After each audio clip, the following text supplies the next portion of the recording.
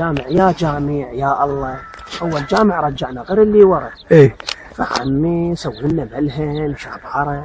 يعني هسه انت تقعد يم الشيخ مال الجامع وقال لك تقعد بالخطبه وقال لك عمر كسر ضلع فاطمه الزهراء وشنا حقد على السنه، وتقعد يم السنه الشيخ مال الجامع مال السنه وقال علي بن ابي طالب والشيعه مسوينا نبي والشيعه مسوينا الله، ما يعبدون الله الشيعه يقولون يابا يعبدون علي بن ابي طالب، وذاك شال حقد طن وربع عليه. يا اخي احنا شو وقت انتراضه، بس من نشرب عرق ونتونس نروح نقعد يمهم ونسولف يمهم ونضحك وياهم.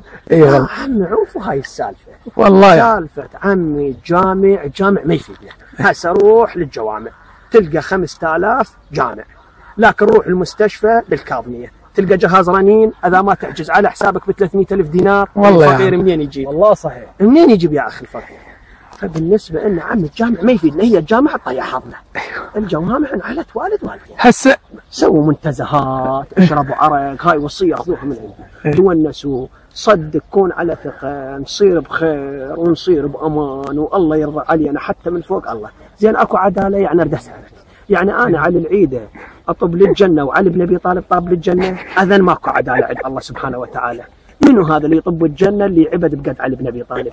ماكو. عمي علي بن ابي طالب من انضرب قال فزت ورب الكعبه، واني لاني رايح ويا علي بن ابي طالب طاب للجنه وعلي بن ابي طالب طاب للجنه، بيا دين هذا بيا حق بيا شريع بيا مشروع. فعمي بالنسبه للجنه بس اهل البيت بيها واحنا بجهنم، الله وكيلكم محمد كثير. هسه احنا شنو المطلوب؟ احنا المطلوب عندنا هاي الصحراء الحلوه المفروض من عندنا ونتكاتف وكل واحد يجمع له 500,000 600,000 دينار وننطيهن ونبدا نفرد ملها. وهيك وقت تحط الثلج يمك وتحط الماعون مال الجاجيك او التذكار وروح للرمادي اذا هم ذبحوك انا معتب لك، وهم هم خلي يسمعون صوتي من عبر التليفون، خلهم هيك يسوون ولا تمشون بدار الدين. عوف الدين اترجاكم عوف الدين، خل نعيش عم خل نتونس مثل هاي العالم، مثل هاي العالم. ذولاك الهند هذا يعبد الهايشه وهذا بصفه يعبد الله سبحانه وتعالى، هذا يعبد الهايشه وهذا يذبح الهايشه ضحيه لابوه المسلم. شو ما تذبحوا؟ شو ما قال له عم انت ذبحت الله الرب مالي؟ شو ما قال له ذبحت الرب مالي؟ من خرب الرب مالكم. اصحوا ولد الكلب ولد الحرام. ايه الذبح عليش هذا الله سبحانه وتعالى مسوي البشر 9 اشهر طيز ابوه او 9 اشهر ببطن امه، او تجي انت ذبحت بيا دين بيا شريع. الله يرضى بهالعمل هذا؟